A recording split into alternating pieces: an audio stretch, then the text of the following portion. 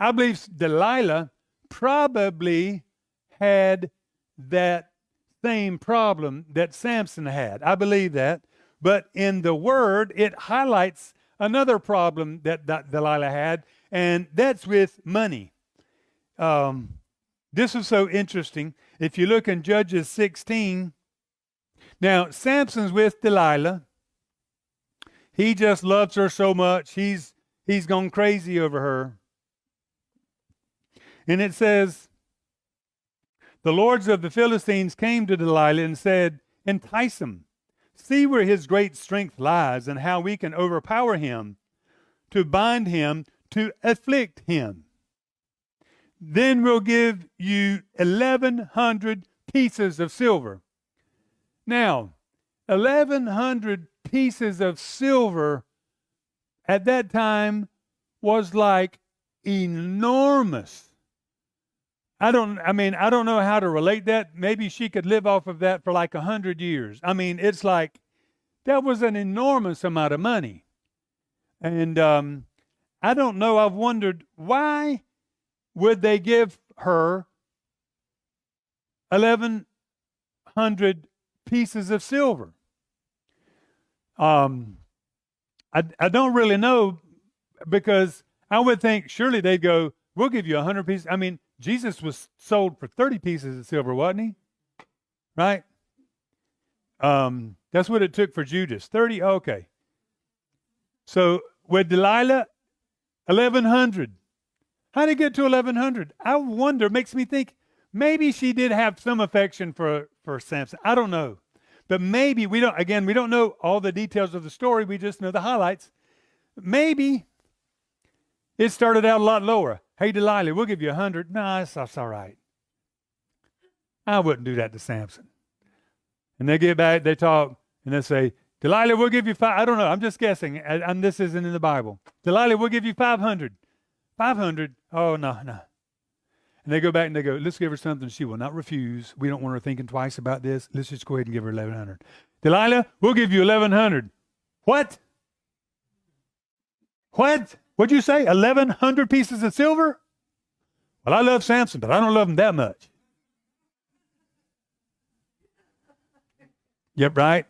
So, all of a sudden, now, Delilah, who probably thought she was in love with Samson, she doesn't even care about him. Because what they said there, we're going to bind him and afflict him. She's not only getting money, she realizes that they're going to torture him. She doesn't care. Because she's got her mind on the money now. She's forgotten all about Samson. Why? Because something else better has come along. And I'll get on another side note here, and I just want to say, young women and men, you better make sure you marry somebody who fears the Lord.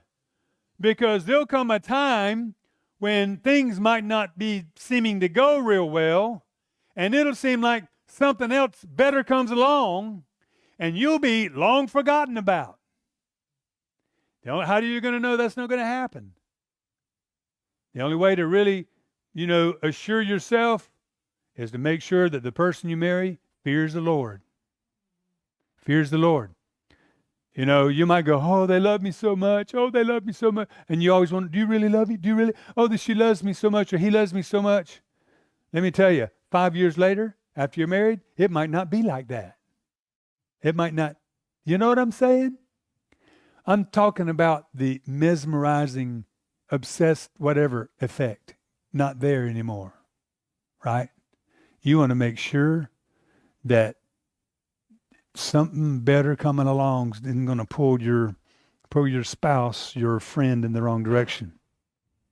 So anyway, here she is. She's going to be the richest woman in Babylon. No, richest woman in the Philistine camp. And, she's probably going to have her TV program. She's probably going to be, keeping up with Delilah. She's got her new mansion. And, she's showing you how she did it. I just did it. I did it like this. And it was just amazing. And I was amazing how she's probably, She was probably thinking about that for days. She's just got all these YouTubers coming and wanting to get her on. She's like so popular now. Everybody's, before long, everybody's going to be watching Delilah. Did you see Delilah today? That was amazing. Anyway, but in essence, what happened here? Satan offered this woman money, a whole lot of it, to do evil. Now, people don't think Satan can give you things. Yes, Satan can give you things. You remember in the temptation, Satan even told Jesus, I'll give you these kingdoms if you just worship me. That wouldn't have been a legitimate temptation if he couldn't have done that. You see what I mean? So, anyway, Satan can do things like that. And I would say Satan will offer things for your compromise. He will offer you things to get you to compromise. I really believe that. Sometimes he offers it but doesn't give it to you after you compromise. But he might. It all depends if it's going to, fulfill his purpose, right?